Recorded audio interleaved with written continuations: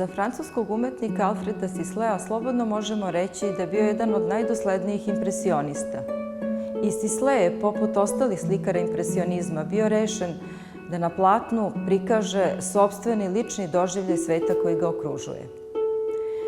Tokom najvećeg dela svoje karijere Sisley je slikao uglavnom isključivo pejzaže, a omiljeni motiv mu je bila voda. Svoju fascinaciju vodenom površinom, njenim nestalnim karakterom, kao i efektima refleksije svetlosti, Sisley je izrazio na nizu dela koja je slikao širom Ile-de-France-a. Vodu, tačnije senu, Sisley je prikazao i na slici barke u Billancourtu koja je nastala po njegovom dolasku u Sevr 1877. godine.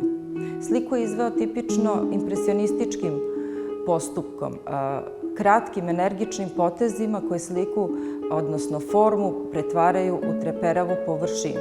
Međutim, za razliku od poznatih prizora obala Sene, na kojima su francuski impresionisti beležili trenutke odmora, dokolice i razonode sitne buržoazije, Sisley je prikazao jednu sasvim drugačiju stvarnost. Fabrički dimnjaci u daljini, kao i natovareni brodovi i ljudi zaokupljeni poslom, ukazivali su na industrijski aspekt grada i njegove okoline, ali i na položaj radničke klase.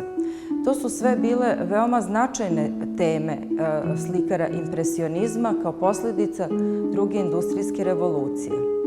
Slika barke u Billancourtu kupljena je za Narodni muzej 1937. godine.